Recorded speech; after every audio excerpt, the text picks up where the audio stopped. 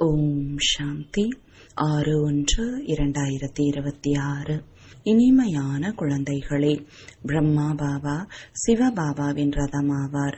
இருவருடைய நடிப்பின் பாகம் சேர்ந்தாற்போல் நடைபெறுகிறது. இதில் சிறிதும் சந்தேகம் என்பதே வரக்கூடாது. கேள்வி: மனிதர்கள் துக்கங்களிலிருந்து விடுபடுவதற்கு எந்த மாதிரியான யுக்திகளை உருவாக்குகிறார்கள்? அது மகா பாவம் என சொல்லப்படுகிறது. பதில்: மனிதர்கள் துக்கப்படும் பொழுது தன்னை மாய்த்து கொள்வதற்கான அநேக உபாயங்களை உருவாக்குகிறார்கள். தற்கொலை செய்து கொள்ள நினைக்கிறார்கள். இதனால் நாம் துக்கங்களிலிருந்து விடுபட்டு விடுவோம் என நினைக்கிறார்கள். ஆனால் இதை போன்ற மகா பாவம் வேறு எதுவும் கிடையாது. அவர்கள் மேலும் துக்கங்களில் சிக்கிக் கொள்கிறார்கள். ஏனென்றால் இது அளவற்ற துக்கங்களின் உலகம். ஓம் சாந்தி. குழந்தைகளிடம் பாபா கேட்கிறார், ஆத்மாக்களிடம் பரமாத்மா கேட்கிறார். நாம் பரமபிதா பரமாத்மாவிற்கு முன்பாக அமர்ந்துள்ளோம் என்பதை அறிவீர்கள் தானே? அவருக்கு தம்முடைய ரதம் கிடையாது. இதுவோ நிச்சயம் அல்லவா? இந்த புருவ மத்தியில் தந்தையின் வசிப்பிடம் உள்ளது. பாபா அவரே கூறுகிறார், நாம் இவருடைய புருவ மத்தியில் அமர்கிறேன். இவருடைய ஷரீரத்தை கடனாக பெற்றுக்கொள்கிறேன். ஆத்மா புருவ மத்தியில் உள்ளது என்றால் பாபாவும் அங்கேதான் அமர்கிறார். பிரம்மா இருக்கிறார் என்றால் சிவபாபாவும் இருக்கிறார். பிரம்மா இல்லை என்றால் எப்படி சிவபாபா பேசுவார்?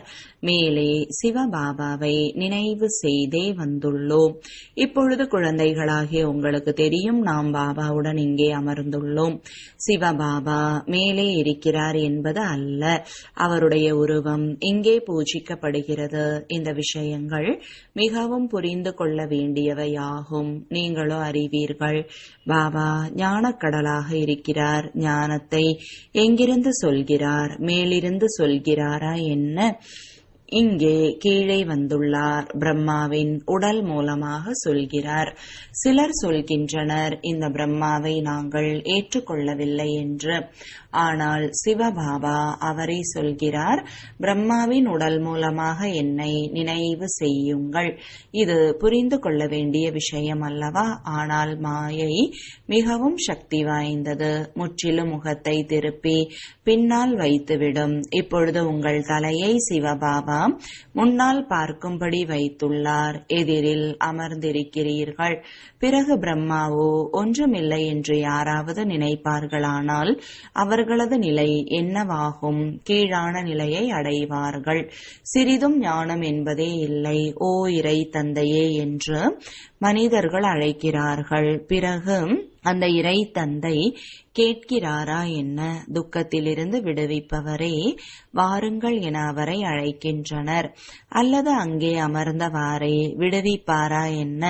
கல்ப கல்பமாக புருஷோத்தம சங்கம யுகத்தில்தான் பாபா வருகிறார். யாருக்குள் வருகிறாரோ அவரையே விட்டுவிட்டால் என்ன சொல்வார்கள்? முதல் நம்பர் தமோ பிரதானம் இருந்த பொழுதிலும் மாயை முற்றிலும் முகத்தை திருப்பி வைத்து விடுகிறது. அதற்கு அவ்வளவு பலம் உள்ளது. முற்றிலும் ஒரு பைசா கூட பெறாதவர்களாக ஆக்கி விடுகிறது. இது போலவும் ஒரு சில கிளை நிலையங்களில் உள்ளனர். அதனால் பாபா கூறுகிறார், எச்சரிக்கையாக இருக்க வேண்டும். கேட்ட விஷயங்களை யாருக்காவது கூறலாம், ஆனால் அவர்கள் பண்டிதர்களைப் போல ஆகிவிடுகிறார்கள். எப்படி? பாபா பண்டிதரின் கதையை சொல்கிறார் அல்லவா? அவர் சொன்னார், ராம் ராம் என சொல்வதால் கடலை கடந்து அக்கறைக்கு சென்று விடுவீர்கள். இதுவும் ஒரு கதையாக உருவாக்கப்பட்டுள்ளது.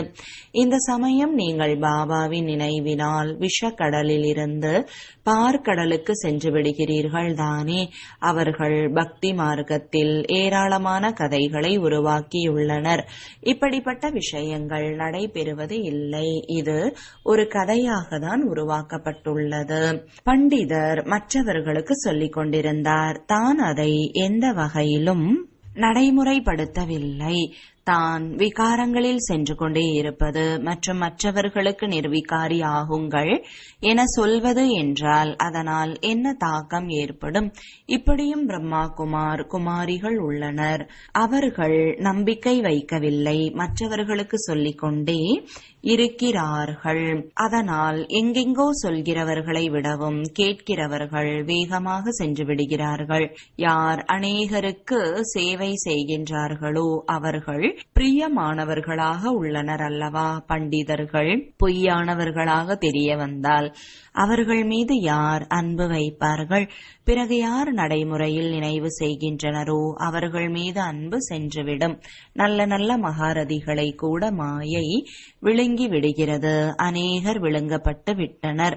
பாபாவும் புரிய வைக்கிறார், இன்னும் கர்மாதீத் நிலை ஏற்படவில்லை. ஒரு பக்கம் யுத்தம் நடைபெறும், மற்றொரு பக்கம் கர்மாதீத் நிலை ஏற்படும். இரண்டுக்கும் முழுமையான தொடர்பு உள்ளது. பிறகு யுத்தம் முடிவடைந்ததும் அடுத்த யுகத்திற்கு மாற்றலாகி விடுவீர்கள். முதலில் ருத்ரமாலை உருவாகும். இந்த விஷயங்களை வேறு யாரும் அறிந்திருக்கவில்லை. நீங்கள் புரிந்து கொண்டீர்கள். விநாசம் முன்னால் நின்று கொண்டுள்ளது. இப்பொழுது நீங்கள் சிறுபான்மையாக இருக்கிறீர்கள், அவர்கள் பெரும்பான்மையாக உள்ளனர். ஆக நீங்கள் சொல்வதை யார் ஏற்றுக்கொள்வார்கள்? எப்பொழுது நீங்கள் விருத்தியடைகிறீர்களோ பிறகு உங்களது யோக பலத்தினால் அநேகர் கவரப்பட்டு வருவார்கள். எவ்வளவு உங்களிடமிருந்து கரை நீங்கிக் கொண்டே செல்கிறதோ அவ்வளவு பலம் நிரம்பிக் கொண்டே போகும். பாபாவிற்கு அனைத்தும் தெரியும் தானே என்பது கிடையாது. இங்கே வந்து அனைவரையும் பார்க்கிறார், அனைவரின் மனநிலையை பற்றி அறிந்தும் இருக்கிறார். தந்தை குழந்தைகளின் மனநிலையை பற்றி அறிய மாட்டாரா என்ன? அனைத்தும் தெரியும். இதில் அனைத்தும் அறிந்தவர் என்று எந்த ஒரு விஷயமும் கிடையாது. இன்னும் கர்மாதீத் நிலை ஏற்பட்டு விடவில்லை. அசுர உரையாடல்கள் நடத்தை அனைத்தும் வெளிப்பட்டுவிடும். ஆகவே தெய்வீக நடத்தை உள்ளவர்களாக வேண்டும். தேவதைகள் அனைத்து குணங்களும் நிறைந்தவர்கள் அல்லவா? இப்பொழுது நீங்கள் அதுபோல ஆக வேண்டும். எங்கே அந்த அசுரர்கள், எங்கே தேவதைகள்? ஆனால் மாயை யாரையும் விட்டு வைப்பதில்லை. துட்டாஞ்சுணுங்கியாக ஆக்கிவிடுகிறது. ஒரே அடியாக அடித்து போட்டு விடுகிறது. 5 மாடி அல்லவா? தேக அபிமானம் வருவதால் தான் மேலிருந்து ஒரே அடியாக கீழே விழுகிறார்கள். விழுந்தால் செத்தார்கள். தற்பொழுது தங்களை மாய்த்து கொள்வதற்காக எப்படியெல்லாம் உபாயங்களை உருவாக்குகிறார்கள். 21வது மாடியிலிருந்து குதிக்கின்றனர் ஒரே அடியாக இறந்து போவதற்காக. பிறகு மருத்துவமனையில் போய் படுத்துவிடக்கூடாது. துக்கம் அனுபவித்துக் கொண்டே இருப்பார்கள். 5வது மாடியிலிருந்து விழுகிறார்கள். இறக்கவில்லை என்றால் எவ்வளவு வேதனையை அனுபவிப்பார்கள். துக்கத்தை அனுபவித்துக் கொண்டே இருக்கக்கூடாது. சிலர் தங்கள் மீது நெருப்பு வைத்துக் கொள்கிறார்கள். அவர்களை யாராவது காப்பாற்றிவிட்டால் அவர்கள் எவ்வளவு துக்கத்தை சகித்துக் கொள்ள வேண்டியுள்ளது. எரிந்து விட்டால் ஆத்மாவோ விட்டு ஓடிவிடும் அல்லவா? அதனால் தற்கொலை செய்து கொள்கிறார்கள். ஷரீரத்தை அழித்துக் கொள்கிறார்கள். ஷரீரத்தை விட்டு விடுவதால் துக்கத்திலிருந்து விடுபட்டு விடுவோம் என நினைக்கிறார்கள். ஆனால் இது மகா பாவமாகும். இன்னும் அதிகமாக துக்கத்தை அனுபவிக்க வேண்டியுள்ளது. ஏனென்றால் இதுவே அளவற்ற துக்கத்தின் உலகம். அங்கே இருப்பது அளவற்ற சுகம். குழந்தைகள், நீங்கள் புரிந்து கொண்டிருக்கிறீர்கள். இப்பொழுது நாம் திரும்பி செல்கிறோம். துக்கதாமத்திலிருந்து சுகதாமத்திற்கு செல்கிறோம். இப்பொழுது சுகதாமத்தின் எஜமானராக ஆக்குகின்ற பாபாவை நினைவு செய்ய வேண்டும். இவர் மூலமாக பாபா புரிய வைக்கிறார். சித்திரங்களும் உள்ளன அல்லவா? பிரம்மாவின் மூலம் சொர்க்கம் ஸ்தாபனையாகிறது. நீங்கள் பாபா என சொல்கிறீர்கள். நாங்கள் அநேக முறை உங்களிடம் சொர்க்கத்தின் ஆஸ்தியை பெறுவதற்காக வந்துள்ளோம். பாபாவும் சங்கம யுகத்தில் தான் வருகிறார். உலகம் மாற வேண்டிய நேரத்தில் வருகிறார். ஆக பாபா கூறுகிறார், நான் வந்திருக்கிறேன் குழந்தைகளாகிய உங்களை துக்கத்திலிருந்து விடுவித்து சுகம் நிறைந்த தூய்மையான உலகிற்கு அழைத்து செல்வதற்காக அழைக்கவும் செய்கின்றனர். ஹே பதீத பாவனா, எங்களை இந்த மோசமான உலகத்திலிருந்து வீட்டிற்கு அழைத்து செல்லுங்கள் என்று நாம் மகா காலனை அழைக்கிறோம் என்பது அவர்களுக்கு தெரிவது இல்லை. நிச்சயமாக பாபா வருவார், நாம் இறந்து போவோம், அப்பொழுதுதான் அமைதி ஏற்படும் அல்லவா? அமைதி அமைதி என சொல்லிக்கொண்டே இருக்கின்றனர். அமைதியோ பரம்தாமத்தில்தான் இருக்கும். ஆனால் இந்த உலகத்தில் எப்படி அமைதி ஏற்படும்? இவ்வளவு ஏராளமான மனிதர்கள் இருக்கிற வரை சத்தியுகத்தில் சுகம் அமைதி இருந்தது. இப்பொழுது கலியுகத்தில் அநேக தர்மங்கள் அவை எப்பொழுது அழிகின்றனவோ அப்பொழுது ஒரே தர்மத்தின் ஸ்தாபனை ஏற்படும். அப்பொழுதுதான் சுகம் அமைதி இருக்கும் அல்லவா? ஐயோ என்ற குரலுக்கு பிறகு வெற்றி முழக்கம் கேட்கும். இன்னும் போக போக பார்க்க போகிறீர்கள் மரணத்தின் கடை தெரு எவ்வளவு சூடாக ஆகும் என்று. நிச்சயம் அழிவு ஏற்பட போகிறது. ஒரு தர்மத்தை உருவாக்க பாபா வருகிறார், ராஜயோகத்தை கற்பிக்கிறார்.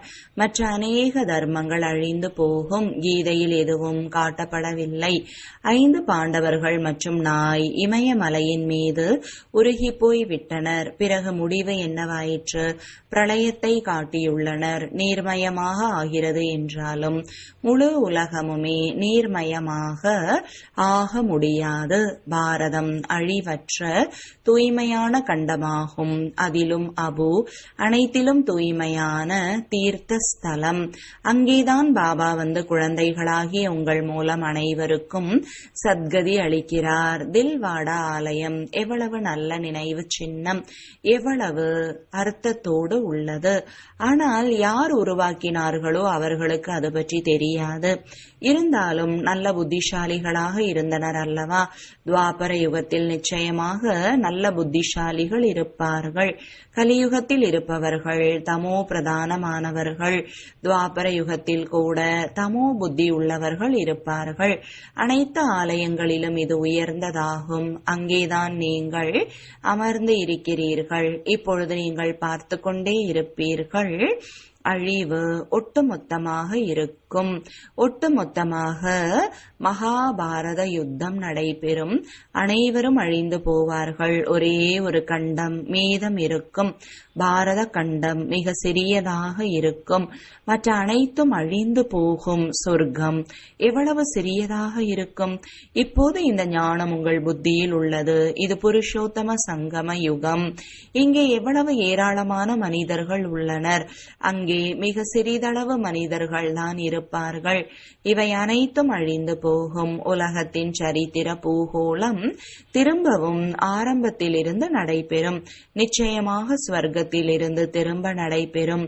கடைசியிலோ வரமாட்டார்கள். இந்த நாடக சக்கரம் அனாதியானது. அது சுற்றி கொண்டே உள்ளது. இந்த பக்கம் கலியுகம், அந்த பக்கம் சத்தியுகம். நாம் சங்கம யுகத்தில் இருக்கிறோம். இதையும் நீங்கள் புரிந்து கொண்டிருக்கிறீர்கள். பாபா வருகிறார். பாபாவிற்கு அவசியம் ரதம் வேண்டும் அல்லவா? ஆக பாபா புரிய வைக்கிறார். இப்பொழுது நீங்கள் வீட்டிற்கு செல்கிறீர்கள். பிறகு இந்த லக்ஷ்மி நாராயணராக ஆக வேண்டும். ஆகவே தெய்வீக குணங்களை கடைபிடிக்க வேண்டும். இதுவும் குழந்தைகளாகிய உங்களுக்கு புரிய வைக்கப்படுகிறது. ராவண ராஜ்யம் மற்றும் ராம ராஜ்யம் என சொல்லப்படுவது எது? தூய்மையற்றதிலிருந்து தூய்மை, பிறகு தூய்மையிலிருந்து தூய்மையற்றவர்களாக எப்படி ஆகின்றனர்? இந்த விளையாட்டின் ரகசியத்தை பாபா அமர்ந்து புரிய வைக்கிறார். பாபா ஞானம் நிறைந்தவர், விதை வடிவமானவர், சைத்தன்யமானவர். அவர்தான் வந்து புரிய வைக்கிறார். முழு கல்ப விருட்சத்தின் ரகசியத்தை புரிந்து கொண்டீர்களா என்று பாபாதான் கேட்பார். இதில் என்னென்ன நடைபெறுகிறது? நீங்கள் இதில் எவ்வளவு பாகத்தில் நடித்திருக்கிறீர்கள்? அரை கல்பம் தெய்வீக சுயராஜ்யம், அரை கல்பம் அசுர ராஜ்யம். நல்ல நல்ல குழந்தைகள் யார் இருக்கிறார்களோ அவர்களின் புத்தியில் ஞானம் உள்ளது. பாபா தம்மை போல ஆக்குகிறார் அல்லவா? ஆசிரியர்களிலும் கூட வரிசைப்படியாக உள்ளனர். அநேகரோ ஆசிரியராக இருந்தும் கோபித்துக் கொள்கிறார்கள். அநேகருக்கு கற்றுக் கொடுத்துவிட்டு பிறகு தாங்களே இல்லாமல் போய்விட்டனர். சின்ன சின்ன குழந்தைகள் விதவிதமான சுபாவங்கள் உள்ளவர்களாக உள்ளனர். சிலரோ முதல் நம்பர் சைத்தானாக, சிலர் தேவதைகளின் உலகிற்கு செல்வதற்கு தகுதியானவர்களாக உள்ளனர். அநேகர் ஞானத்தை எடுத்துக்கொள்வது இல்லை, தங்களது நடத்தையை சீர்திருத்திக் கொள்வது இல்லை. அனைவருக்கும் துக்கத்தையே கொடுத்துக் கொள்கிறார்கள். இதுவும் சாஸ்திரங்களில் காட்டப்பட்டுள்ளது. அசுரர்கள் வந்து மறைவாக அமர்ந்திருந்தனர் என்பதாக. அசுரராகி எவ்வளவு கஷ்டங்கள் கொடுக்கிறார்கள். இதுவோ எல்லாம் நடந்து கொண்டுதான் இருக்கிறது. உயர்ந்தவரிலும் உயர்ந்தவரான தந்தைதான் சொர்க்கத்தை உருவாக்க வரவேண்டியுள்ளது. மாயை மிகவும் சக்தி வாய்ந்தது. தானம் கொடுக்கின்றனர். பிறகு மாயை புத்தியை சுற்றி விட்டு விடுகிறது. பாதி பேரை மாயை விழுங்கி விடுகிறது. அதனால்தான் மாயை மிகவும் கொடியது என்று சொல்கின்றனர். அரை கல்பம் மாயை ராஜ்யம் செய்கிறது என்றால் நிச்சயமாக மாயை இந்த அளவு பயில்வானாக இருக்கும் அல்லவா? மாயையிடம் தோல்வி அடைபவர்களின் நிலை என்னவாக ஆகிவிடுகிறது? நல்லது, இனிமையிலும் இனிமையான தேடி கண்டெடுக்கப்பட்ட செல்லமான குழந்தைகளுக்கு தாயும் தந்தையும் ஆகிய பாப்தாதாவின் அன்பு நினைவுகள் மற்றும் காலை வணக்கங்கள். ஆன்மீக குழந்தைகளுக்கு ஆன்மீக தந்தையின் வணக்கங்கள். ஆன்மீக தந்தைக்கு ஆன்மீக குழந்தைகளின் அன்பு நினைவுகளும் வணக்கங்களும். தாரணைக்கான முக்கிய சாரம். முதலாவது, ஒரு பொழுதும் தொட்டான் சுணுங்கி ஆகக்கூடாது. தெய்வீக குணங்களை தாரணை செய்து தன்னுடைய நடத்தையை சீர்திருத்திக் கொள்ள வேண்டும். இரண்டாவது, தந்தையின் அன்பை பெறுவதற்கு சேவை செய்ய வேண்டும். அதனால் எதை மற்றவர்களுக்கு சொல்கிறீர்களோ அதை நீங்கள் தாரணை செய்ய வேண்டும். கர்மாதீத் நிலைக்கு செல்வதற்கான முழுமையான புருஷார்த்தம் செய்ய வேண்டும். வரதானம். சாக்கார ரூபத்தில் பாப்தாதாவை நெருக்கத்தில் அனுபவம் செய்யக்கூடிய இணைந்த ரூபதாரி ஆகுக. எப்படி சிவசக்தி இணைந்து இருக்கிறார்கள், அதுபோல பாண்டவர்களின் தலைவர் மற்றும் பாண்டவர்கள் இணைந்து இருக்கிறார்கள். யார் அதுபோல இணைந்த ரூபத்தில் இருக்கிறார்களோ அவர்களுக்கு முன்னால் பாப்தாதா சாக்கார ரூபத்தில் அனைத்து சம்பந்தங்களிலும் முன்னால் இருப்பார். இப்பொழுது தினம்தோறும் பாப்தாதா முன்னால் வருகிறார், கையை பிடித்துக் கொள்கிறார் என்பதை அனுபவம் செய்வீர்கள். புத்தியினால் அல்ல, கண்களினால் பார்ப்பீர்கள்.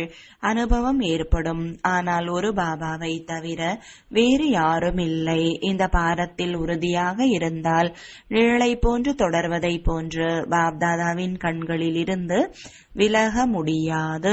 எப்பொழுதும் முன்னால் இருக்கிறார் என்ற அனுபவம் ஆகும். ஸ்லோகன். மாயையை வென்றவர் இயற்கையை வென்றவராக ஆகக்கூடிய சிரேஷ்ட ஆத்மாதான் சுயத்திற்கு நன்மை செய்பவர் மற்றும் உலகத்திற்கு நன்மை செய்பவர் ஆவர். அவ்யக்த சமிஞ்சை. இந்த அவ்யக்த மாதத்தில் பற்றிலிருந்து விடுபட்டவராக ஜீவன் முக்தி நிலையை அனுபவம் செய்யுங்கள். நீங்கள் இப்பொழுது ஜீவன் முக்தி நிலையில் இருக்கும் பொழுது உங்கள் ஜீவன் முக்தி நிலையின் தாக்கம் வாழ்க்கையின் பந்தனத்தில் இருக்கக்கூடிய ஆத்மாக்களின் பந்தனங்கள் முடிந்துவிடும். எனவே எப்பொழுது அந்த தேதி வரும், அனைவரும் எப்பொழுது ஜீவன் முக்தி நிலையை அடைவார்கள்? எந்த பந்தனமும் இல்லை. அனைத்து பந்தனத்திலும் முதலாவது பந்தனம் தேக உணர்வின் பந்தனம். அதில் இருந்து விடுபடுங்கள். தேகம் இல்லை என்றால் மற்ற அனைத்து பந்தனங்களும் தானாகவே முடிந்து போய்விடும். ஓம் சாந்தி.